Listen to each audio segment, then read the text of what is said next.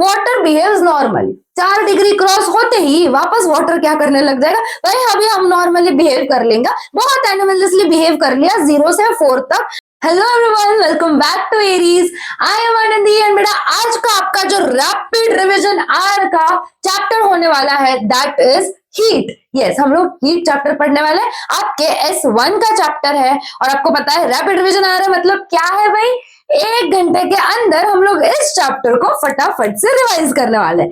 Yes, alright, तो let's start with the chapter heat. जब हम लोग हीट की बात करते हैं, है ना, जब भी हम लोग हीट की बात करते हैं, जस्ट अ सेकेंड, यस, जब भी हम लोग हीट की बात करेंगे तो हीट क्या है, टेम्परेचर क्या है, दोनों डिफरेंट डिफरेंट चीज है, ठीक है। हीट क्या है, हीट एक टाइप की एनर्जी है। हीट क्या है बेटा, heat is a type of energy. Energy transform from a hotter object, अगर मेरे पास ये हॉट ऑब्जेक्ट है, ये कोल्ड ऑब्जेक्ट है, जब ये कांटेक्ट में आएंगे, हाँ, जब ये कांटेक्ट में आएंगे तो हीट कैसे ट्रांसफर होगी, जो ऑब्जेक्ट हॉट होगा टू द कोलर ऑब्जेक्ट, है ना, क्योंकि उन दोनों में किसका डिफरेंस है बेटा, उन दोनों में टेम्परेचर का डिफरेंस है ना, तो जिसका टेम्परेचर कम होगा एक का टेम्परेचर ज्यादा होगा, तो हीट कहां से ट्रांसफर होगी, जिसका टेम्परेचर ज्यादा है उससे टू जिसका टेम्परेचर कम है उसके टुवर्ड्स, ठीक है। It is transferred from a hotter object to a cooler one due to temperature difference. Okay, units याद रखने, कौन से यूनिट से भाई, जूल रिप्रेजेंट करते, जे से कैलोरीज, CAL।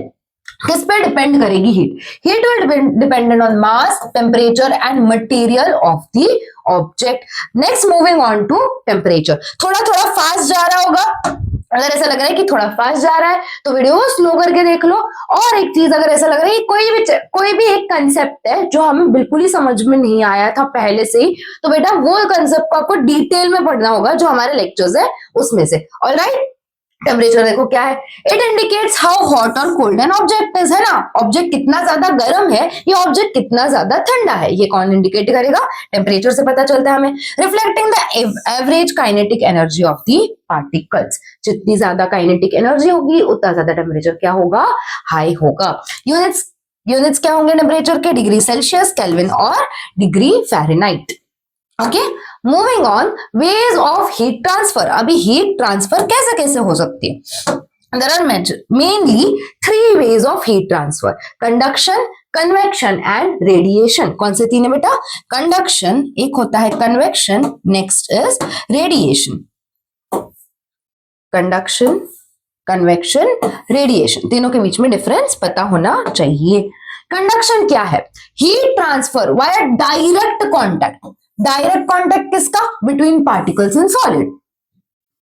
मेटल रॉड है, हमारे पास एक मेटल रॉड है, अगर मैं उसे एक जगह से हीट दूं, है ना, तो यहाँ पे जो हीट ट्रांसफर होगी ना, यहाँ से यहाँ तक तो हीट जाएगी, है ना। फॉर एग्जांपल ले लो, आप कोई तो खाना बना रहे हो, अगर आपने स्पून उसमें ही रख दी स्टर करते करते, तो स्पून अगर वो एक दूसरा एंड वहां पे टच नहीं भी है, वहां तक हीट पहुंच जाती है, वहां तक उसका टेम्परेचर चेंज हो जाता है। तो बस वही है कि डायरेक्ट कॉन्टेक्ट से किसमें, पार्टिकल्स इन द सॉलिड, यहां से दिया तो रॉड, इवेंचुअली पूरी रॉड पे हीट ट्रांसफर होगी, that is conduction. Example, heating a metal rod. Convection में क्या होता है बेटा, heat transfer in liquids and gases, किसमें, लिक्विड्स में और गैसेस में, थ्रू पार्टिकल मूवमेंट, है ना। सर्कुलेशन पैटर्न में जब पार्टिकल्स मूव करते हैं, जब हम लोग वाटर को बॉईल करते हैं तो क्या होता है, नीचे से जब हम लोग आग लगाएंगे पानी में, है ना, तो जो पतीला होता है उसमें पानी डाला, नीचे से आग लगाई, आग लगाने के बाद क्या हुआ, when we let the fire on, तो क्या होता है, नीचे के पार्टिकल्स जब भी गर्म हो जाएंगे, rotate rotate rotate circular motion में पार्टिकल्स क्या करते हैं, एक्सचेंज होते हैं, पार्टिकल मूव करते रहते हैं, उस वे में जो हीट ट्रांसफर होता है उसको हम बोलते हैं कन्वेक्शन। ये किस में होता है बेटा, लिक्विड्स और गैसेस में होता है। नेक्स्ट होता है रेडिएशन, थर्ड वे कौन सा है, रेडिएशन। रेडिएशन क्या है, heat transfer via electromagnetic waves. कोई भी मीडियम रिक्वायर्ड नहीं है, जैसे कि सन की हीट, है ना, कोई भी मीडियम है क्या, कोई ऐसा कोई पाइपलाइन है क्या कि सन हमें हीट पहुंचा रहा है, नहीं, ऐसा कुछ भी नहीं है। क्या है, डायरेक्टली इलेक्ट्रोमैग्नेटिक वेव्स है जिससे सन की हीट अर्थ तक पहुंच रही है ना, that is radiation. I hope तीनों का डिफरेंस क्लियर है। Two most important concept, latent heat of fusion और लैटेंट हीट ऑफ वेपराइजेशन। ठीक है, ये अभी इधर से ध्यान में रखना हर एक चीज, कि हर एक चीज आपके न्यूमेरिकल्स में यूज होने वाली है ना। हीट पे से क्वेश्चंस मेनली कहाँ पे आते हैं, मेनली क्वेश्चंस आते हैं न्यूमेरिकल्स पे। ठीक है, और न्यूमेरिकल्स का कोई शॉर्टकट नहीं है। जो अपने वीडियो मैंने अपलोड किया है, न्यूमेरिकल्स आपको वहीं से करने हैं, वहीं से समझने हैं। मतलब बेसिकली ऐसा नहीं कि वहीं से समझना, अगर आपको समझ गए नो इश्यूज, नहीं समझे तो वो वीडियो देखो, वहां पे हर एक स्टेप मेंशन है, वहां पे हर एक प्रोसेस, कैसे हीट ट्रांसफर क्या हो रहा है, कैसे हो रहा है, हर एक चीज मैंने आपको वहां पे बताई है। तो न्यूमेरिकल्स आपको वहीं से करना है। ठीक है, न्यूमेरिकल्स में यहाँ पे शॉर्टकट बता देंगे ma'am, 1 hour rapid revision hour चल रहा है उसमें न्यूमेरिकल्स भी हो जाएंगे बेटा, ये सोच रहे हो तो ये गलत सोच रहे हो। न्यूमेरिकल्स अच्छे से करना है, क्योंकि यहां से क्वेश्चन आता है। यहां से क्या होता है, यहां से क्वेश्चन आता है। गारंटीड क्वेश्चन आएगा क्या, हाँ जी गारंटीड क्वेश्चन आएगा, यहीं से क्वेश्चन आएगा हीट के न्यूमेरिकल्स पे। तो यहां से जो कॉन्सेप्ट्स पढ़ रहे हो ध्यान रखने कि आपके न्यूमेरिकल्स में यूज होने वाले हैं। ठीक है, लैटेंट हीट ऑफ फ्यूजन क्या होती है, सॉलिड टू लिक्विड ट्रांजिशन, है ना। ठीक है, जब कोई भी मटेरियल, आइस की बात कर ले, सॉलिड से लिक्विड बन रहा है, तब जो हीट उसे लगेगी, तब जो हीट लग रही है, that is latent. Latent heat of fusion is the amount of heat energy required to convert 1 kg of a solid into a liquid at constant temperature. उसी टेम्परेचर रेंज में, उस ही टेम्परेचर पे जब भी सॉलिड से लिक्विड बनता है, जब भी कोई भी मटेरियल सॉलिड से लिक्विड बनेगा, तब उस टेम्परेचर पे जो हीट लग रही है, that is latent heat of fusion. ठीक है, नेक्स्ट बात करते हैं हम लोग लैटेंट हीट ऑफ वेपराइजेशन की। इट इज क्या हो रहा है, ये कहां पे हीट लग रही है, लिक्विड से गैस के ट्रांजिशन में। वहां पे लिक्विड से जब गैस पे ट्रांजिशन होगा तब। The latent heat of vaporization is the amount of heat energy required to convert 1 kg of liquid into a gas at a constant temperature. Important क्या है दोनों जगह पे, एट अ कांस्टेंट टेम्परेचर। उस temperature पे जब कोई भी लिक्विड टर्न हो रहा है इनटू अ गैस, लिक्विड परिवर्तित किस में हो रहा है, गैस में। लिक्विड से जब गैस बन रहा है, उस पॉइंट पे, उस कांस्टेंट टेम्परेचर पे जो हीट है, that is latent heat of vaporization. दोनों ही कंसेप्ट्स इंपॉर्टेंट है। ठीक है, next is melting point and boiling point. बचपन से पढ़ते आ रहे हैं, हमें बहुत अच्छे से पता है मैम कि मेल्टिंग पॉइंट क्या होता है, बॉइलिंग पॉइंट क्या होता है। Temperature at which a solid melts to become a liquid, है ना। जिस टेम्परेचर पे सॉलिड मेल्ट करके बनेगा क्या, लिक्विड, उसे बोलते हैं मेल्टिंग पॉइंट। जिस टेम्परेचर पे लिक्विड बॉयल होके बिकम होगा गैस, उसको क्या बोलते हैं, बॉइलिंग पॉइंट। जिस टेम्परेचर पे liquid boils to become a gas is called as boiling point. Simple है, melting point and boiling point. Next देखो, next is regulation. What is regulation, कभी गोला कुल्फी खाई है ना, गोला खाया, तो ये गोला वाले भैया क्या करते हैं, जब हम लोग जाते हैं तो व्हाट इज, उनके पास एक मशीन होती है, उसमें क्या लगाते हैं, आइस पे क्या लगाते हैं, प्रेशर लगाते हैं ना। प्रेशर की वजह से क्या होता है, आइस मेल्ट होती है। देखो what is regulation, it is the process where ice melts under pressure. Ice क्या होती है, it will melt under pressure and then refreezes when the pressure is reduce. जैसे ही प्रेशर रिड्यूस कर देंगे, जैसे ही प्रेशर हटा देंगे, तो आइस वापस से रीफ्रीज कर जाएगी। क्या समझ में आया, रेगुलेशन से प्रेशर लगाने पे आइस मेल्ट होगी, जैसे ही प्रेशर हम लोग रिमूव कर देंगे तब क्या होगा, तब आइस वापस रीफ्रीज कर जाएगी, that is regulation. How does it work, होता क्या है, क्या होता है exactly, when pressure is applied to ice, जब भी आइस पे प्रेशर लगेगा, it melts at a temperature below 0 degree Celsius. जैसे ही प्रेशर लगेगा, ice will melt at a temperature below 0 degree Celsius, है ना। 0 डिग्री से भी कम टेम्परेचर पे आइस मेल्ट करेगी। जैसे ही प्रेशर रिमूव होगा, water form from melting freezes back to ice. Pressure remove होगा तो क्या होगा, वाटर जो फॉर्म हुआ है ना, जैसे वो जो वाटर फॉर्म हुआ है वो वापस से रीफ्रीज कर जाएगा टू फॉर्म क्या, ice. This process is called as regulation. ठीक है, क्लियर है, क्लियर है। इसमें मेन कंसेप्ट किसका लग रहा है, प्रेशर का। हाँ, प्रेशर, क्या समझना है इसमें? प्रेशर की वजह से जो चेंज आता है, वापस से आइस मेल्ट करती है, वापस से रीफ्रीज करती है, that is only regulation. Example पूछा तो ये है, ठीक है। नेक्स्ट देखो, anomalous behaviour of water. Anomalous behaviour मतलब क्या? वाटर बाकी लिक्विड्स जैसे नॉर्मली बिहेव नहीं करता। तो कब नहीं करता? क्या ऐसा है कि वाटर बाकी लिक्विड्स जैसे बिहेव नहीं करेगा? तो एक सर्टेन टेम्परेचर रेंज याद रखनी है, उस टेम्परेचर पे ना वाटर बिहेव्स एनिमलसली, मतलब नॉर्मली बिहेव नहीं करता है water. So what is it? तो यूजुअल बिहेवियर क्या होता है लिक्विड्स का? जब लिक्विड हीट करते हैं तो लिक्विड एक्सपांड करता है, जब ये लिक्विड कूल होता है तो इट विल गेट कॉन्ट्रैक्टेड, है ना। हीट करने पे एक्सपांशन होता है, कूल करने पे कॉन्ट्रैक्शन होता है, ये हमें पता है। But water is different. तो क्या है ऐसा? How water is different? Water behaves differently between 0 degree and 4 degree Celsius. Very important, याद रखना है, क्वेश्चन आता है, याद रखना है। वाटर कहां पे डिफरेंटली बिहेव करेगा? 0 से 4 डिग्री सेल्सियस, ये जो रेंज है वहां पे पानी में कुछ तो गड़बड़ होती है। क्या होता है? Instead of expanding, normally liquids क्या करते हैं? एक्सपांड करते हैं जब हीट होता है। Instead of expanded when heated, water contracts as its temperature rises from 0 degree to 4 degree. ये टेम्परेचर में यूजुअली क्या होना चाहिए था?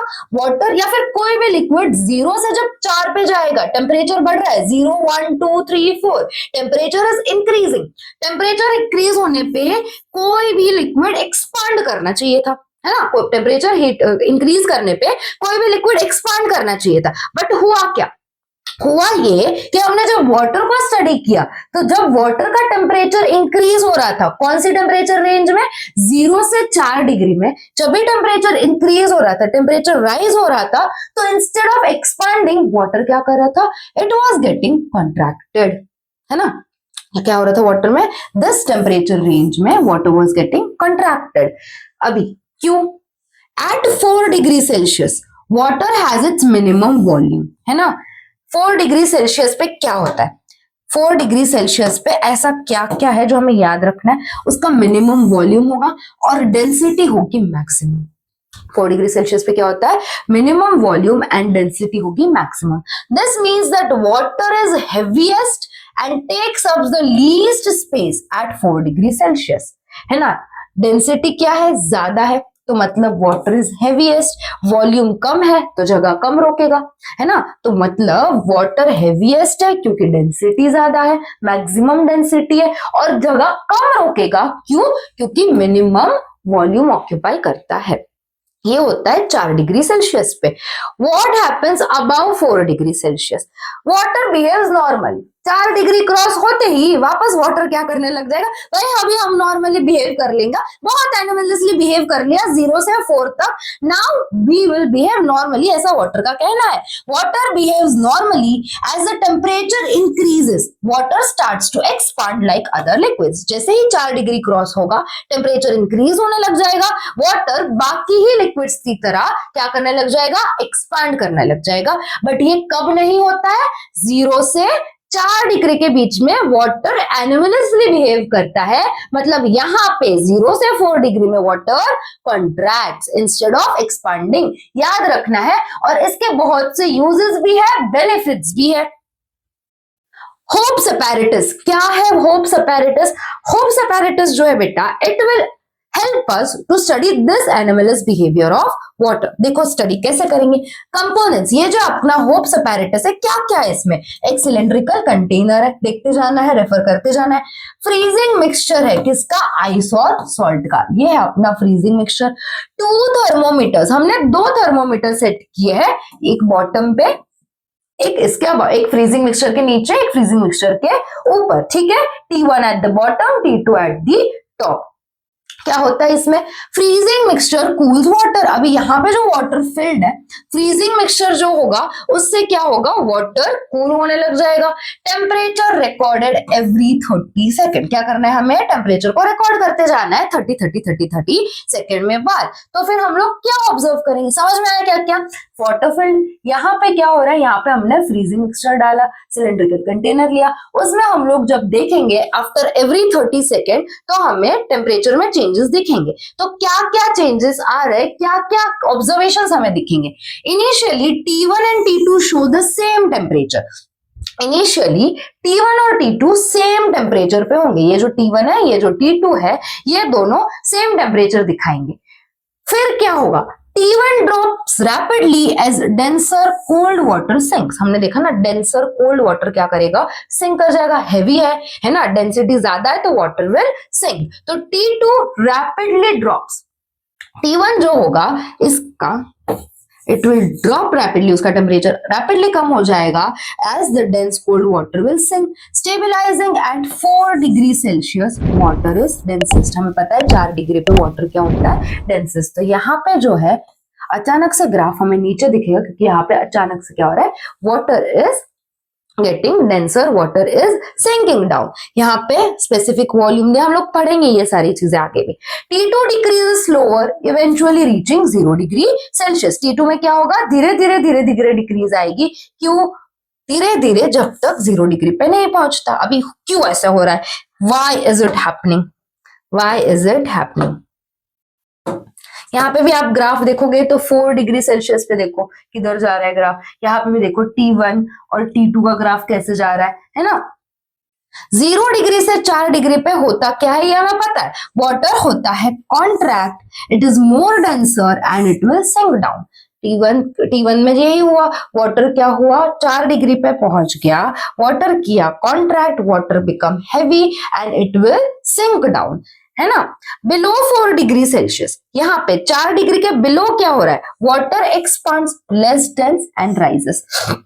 water has expand, it is less dense and it will rise above। आया समझ में बेटा, ये डिटेल में होप्स अपैरेटस डिटेल में हमने लेक्चर में स्टडी किया है।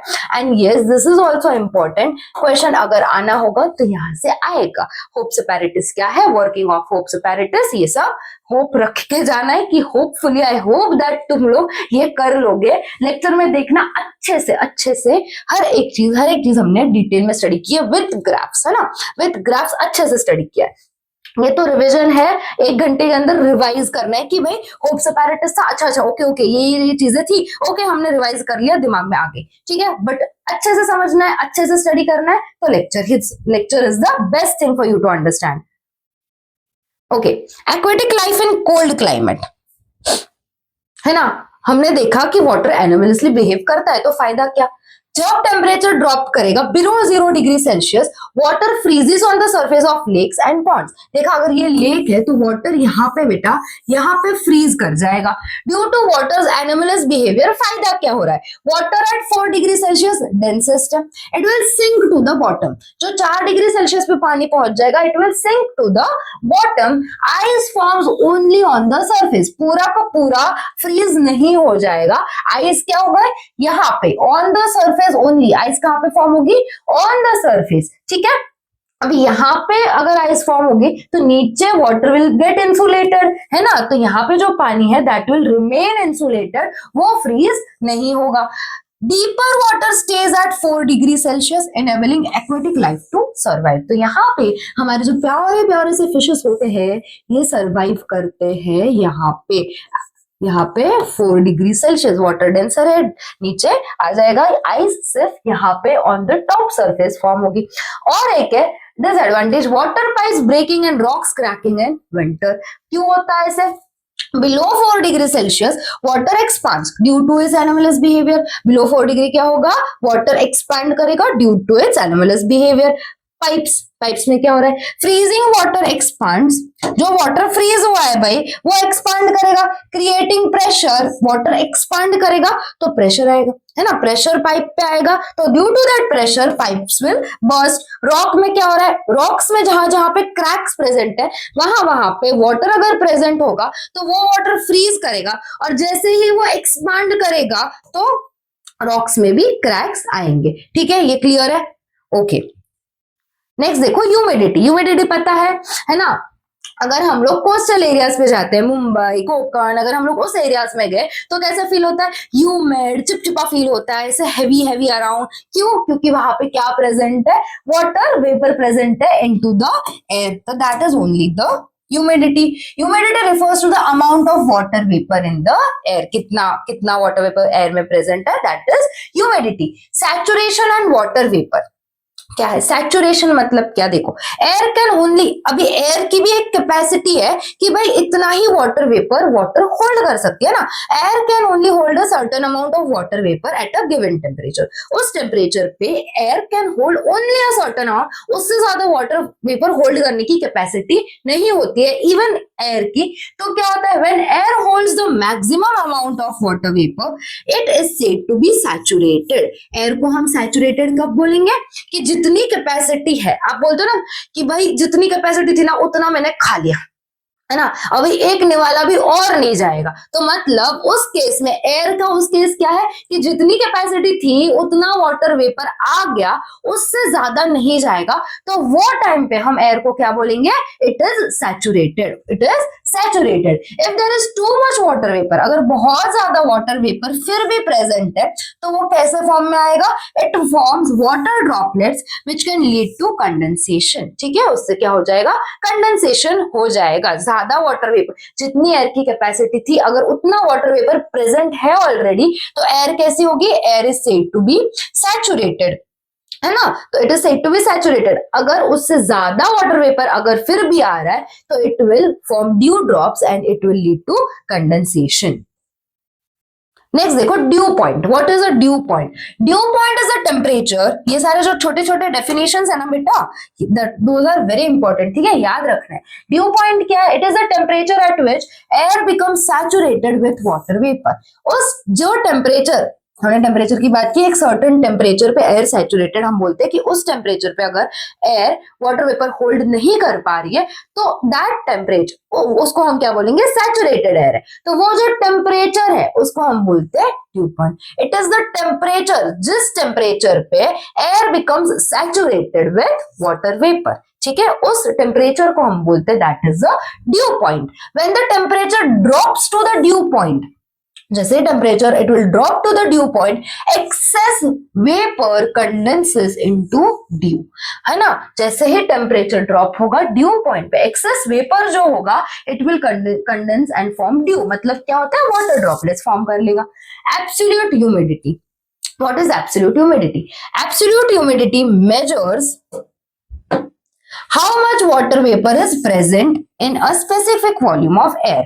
एक पर्टिकुलर वॉल्यूम ऑफ एयर में कितना वाटर वेपर प्रेजेंट है, क्या समझ में आता है? एक पर्टिकुलर वॉल्यूम ऑफ एयर में कितना वाटर वेपर प्रेजेंट है, that is called as absolute humidity. It is usually measured in KG per metre cube. अरे ये डेफिनेशंस है, ये जो ऐसे ऐसे छोटी छोटी चीजें है ना, ये सारे डेफिनेशंस है, याद करके जाने। क्या है absolute humidity? It measures how much water vapour, कितना वाटर वेपर प्रेजेंट है in a specific volume of air. कैसे मेजर करेंगे? केजी पर मीटर क्यूब से, ठीक है। Next is relative humidity. Relative humidity क्या है? कितना mass of water vapour present है ना, और उसे और कितना होना चाहिए ताकि वो सैचुरेटेड हो जाए। देखो, relative humidity compares the actual amount of water vapour in the air.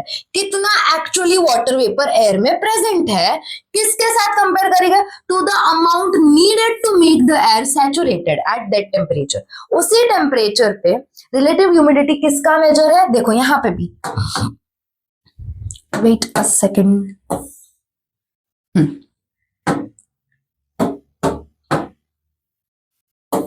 क्या है relative humidity? Actual water vapour कितना प्रेजेंट है और कितना मास और बैठ सकता है उसमें, और कितना मास नीडेड है फॉर सैचुरेशन, है ना। सैचुरेशन का मतलब आई होप अभी तक समझ में आ गया होगा। तो relative humidity, again repeating, it is the actual mass of water vapour in the air to the mass needed, और कितना मास जरूरी है for that volume of air to get saturated at that particular temperature, that is called as the, अरे भाई क्या हो गया, that is called as the relative humidity. If the air has a high relative humidity, it means, अगर यही समझो ना कि अगर relative humidity हाई है मतलब it is close to being fully saturated. relative humidity high है मतलब क्या होगा कि भाई जल्दी ही saturation point आने वाला है. Making the air feel humid, जितनी रिलेटिव ह्यूमिडिटी ज्यादा होगी उतना हम लोग क्या फील करेंगे, ह्यूमिड फील करेंगे. क्यों? क्योंकि उतना ज्यादा वाटर वेपर प्रेजेंट होगा. ठीक है, एक फॉर्मूला है, याद रखना है. यूनिट्स याद रखने हैं हीट के. कौन से यूनिट्स है? देखो, first is joule,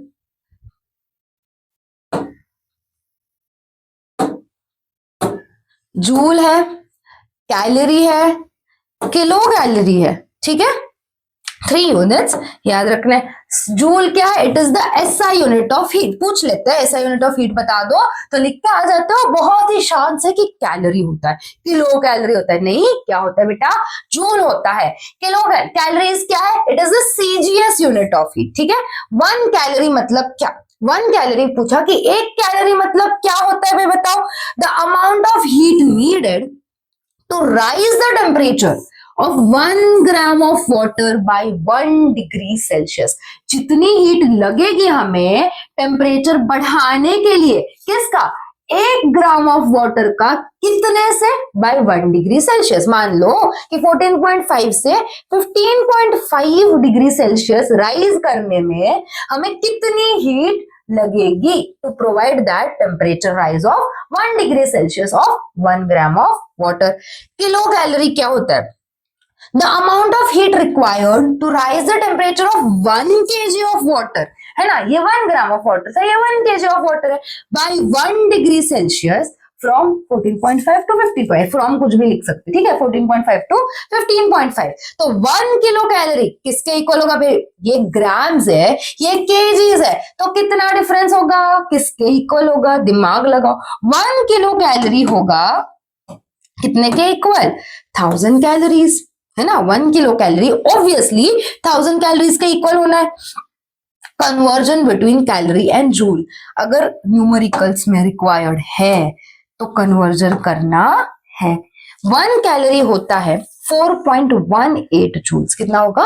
4.18 joules. 1 calorie is equal to 4.18 joules. Okay, next देखो, specific heat capacity. Specific heat capacity क्या होता है? सिंपल सा कंसेप्ट है, बच्चे क्यों कंफ्यूज रहते हैं पता नहीं.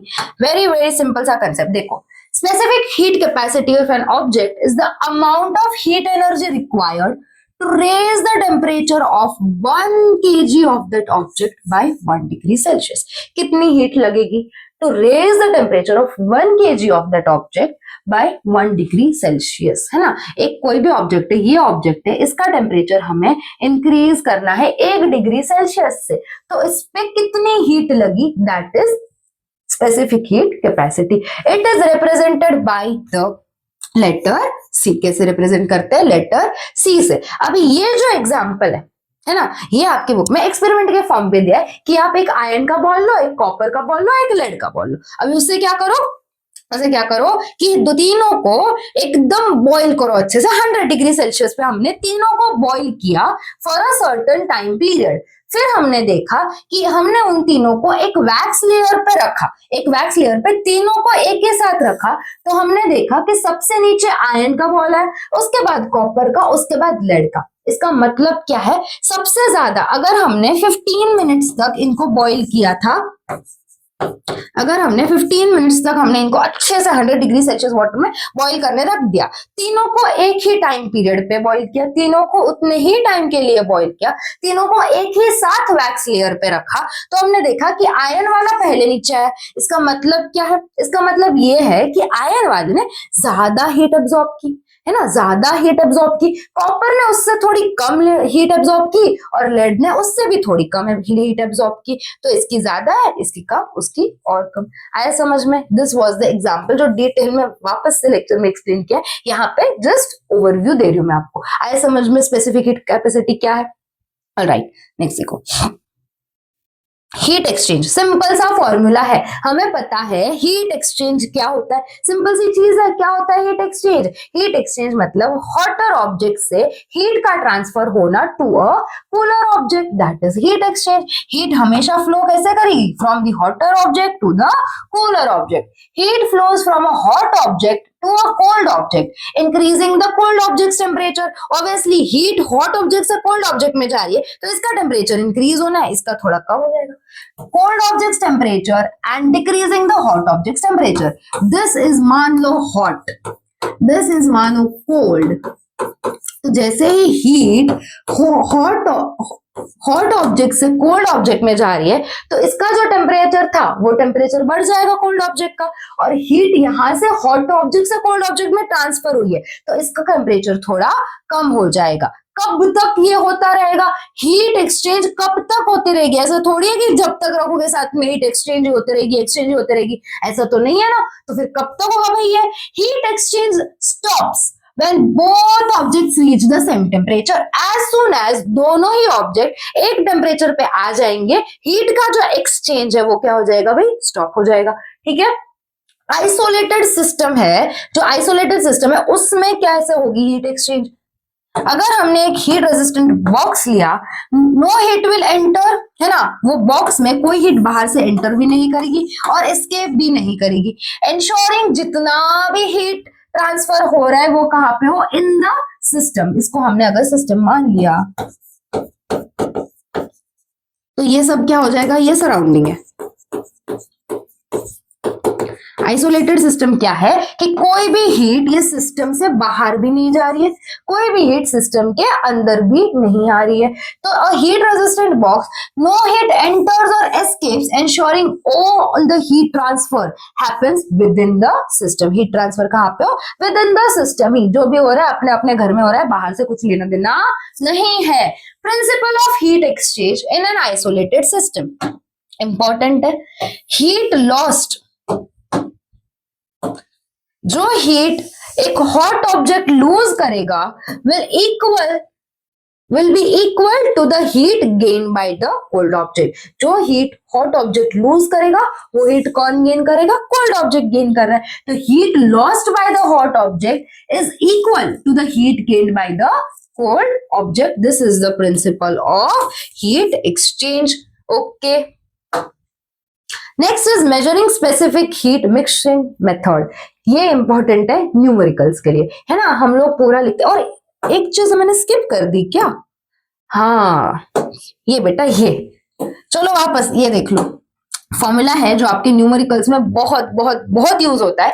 हीट एनर्जी एब्जॉर्ब, जो हीट एनर्जी एब्जॉर्ब हो रही है किसके इक्वल है? एम सी डेल्टा टी के इक्वल है। फॉर्मूला याद रखना है न्यूमेरिकल्स में, बस बस बस यही सबसे ज्यादा यूज होता है, M C delta T. M क्या है? कोई भी ऑब्जेक्ट, जो ऑब्जेक्ट के बारे में बात हो रही है उसका मास। सी क्या है? सी इज स्पेसिफिक हीट कैपेसिटी, और डेल्टा टी तो पता है, T final minus T initial, है ना। डेल्टा टी मतलब टेम्परेचर में कितना चेंज आया है, दैट इज डेल्टा टी। तो हीट एनर्जी एब्जॉर्ब जो होगी उसका फॉर्मूला क्या है, हम कैसे कैलकुलेट करेंगे?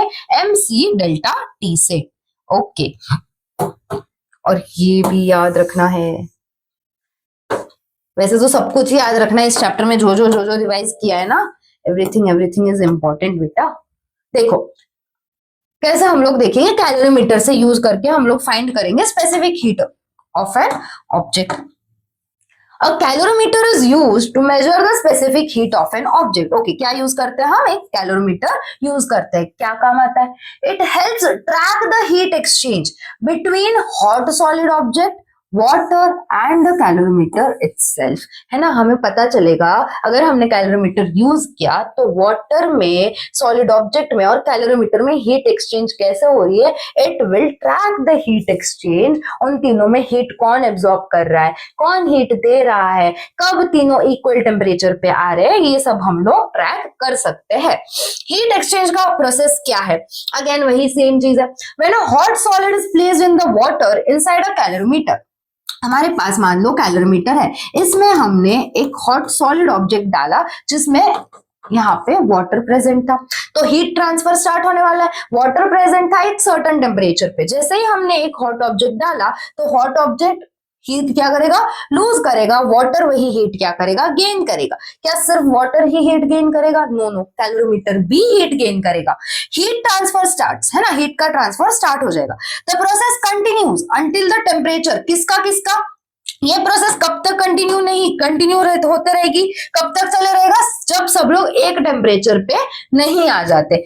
This process continues until the temperature of the solid object, water and calorimeter becomes equal. ये हीट ट्रांसफर कब तक चलते रहेगा, जब तक यहाँ पे जो कैलोरीमीटर है, जो वाटर है और जो ऑब्जेक्ट हमने ऐड किया है वो तीनों के तीनों सेम टेम्परेचर पे ना आ जाए, तब तक ये प्रोसेस हीट एक्सचेंज का चलता रहेगा। तो हमारी इक्वेशन क्या बनेगी, हीट लूज किसने की भाई, heat is lost by the solid object, है ना, हीट लूज किसने की, सॉलिड ऑब्जेक्ट ने, हीट गेन किसने की, वाटर ने और कैलोरीमीटर ने। तो जो हीट लूज की सॉलिड ऑब्जेक्ट ने, it will be equal to the heat gained by the water and the heat gained by the calorimeter. Simple है, सॉलिड ऑब्जेक्ट डाला हीट करके, तो solid object obviously heat lose करेगा, तो ये water ने हीट गेन की और कैलोरीमीटर ने भी हीट गेन की।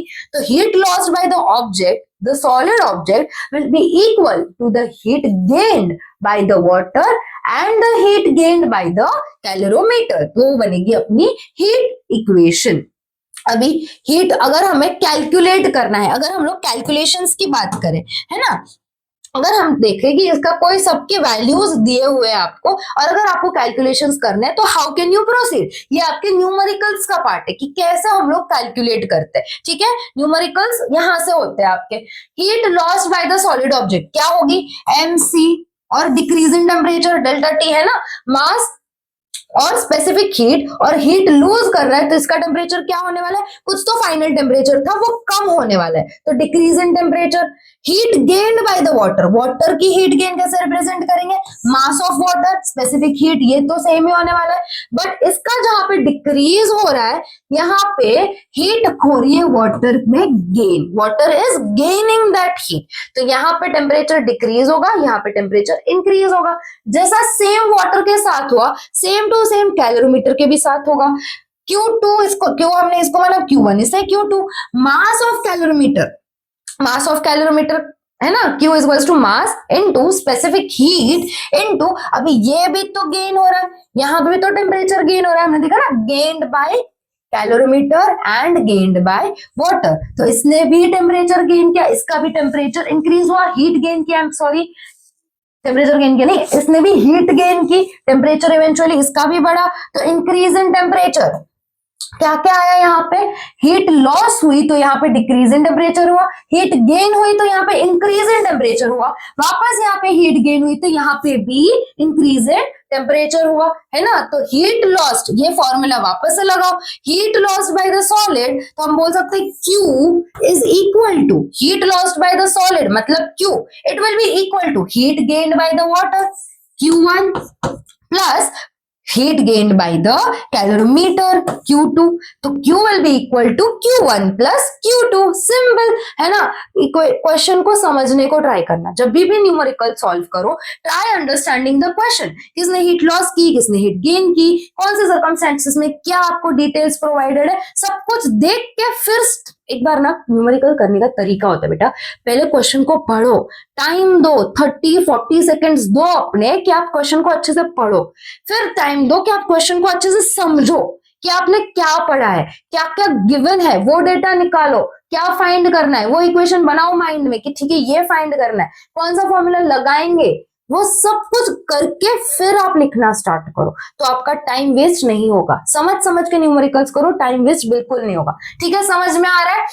ऐसे ही हम लोग बेसिकली न्यूमेरिकल्स कैलकुलेट करते हैं। न्यूमेरिकल्स बेटा I am telling you thousands of times, है ना, मैं 1000 बार आपको बोल रही हूँ कि न्यूमेरिकल्स करके जाना, ज्यादा है भी नहीं, जितने भी है मैंने करवा दिए हैं, आप न्यूमेरिकल्स करके जाओ, कोई ऑप्शन नहीं है आप न्यूमेरिकल स्किप करो उसका। ठीक है, you have to complete the numericals, exam hall में पैर रखने से पहले न्यूमेरिकल्स करके जाना है। ठीक है, हो गया भाई आपका इस चैप्टर का रिवीजन, है ना। जितना हो सकता था उतना मैंने फास्ट आपको ये चैप्टर रिवाइज करवा दिया है। आई होप हर एक कंसेप्ट आपको क्लियर है, कुछ भी नहीं समझ में आया, थोड़ा फास्ट लगा है कि ये तो इतने में मैम ने निपटा दिया, तो आप क्या करोगे, आप जाओगे सीधा वन शॉट लेक्चर में, वहां पे जाओ, वहां पे मैम ने निपटाया नहीं, वहां पे मैम ने बहुत अच्छे से समझाया। ठीक है, तो ये था आपका रिविजन वाला लेक्चर, जिसमें हम लोग सिर्फ रिवाइज करते हैं। हम लोग पूरे कॉन्सेप्ट को डिटेल में 4-5 पेजेस पढ़ के समझने को ट्राई नहीं करते। ठीक है, ऐसे के साथ हम लोग लेक्चर को एंड करते हैं। Bye bye, tata and yes, keep studying, all the best. Boards बहुत पास में, मेहनत कर लो। ठीक है, all the best, bye bye.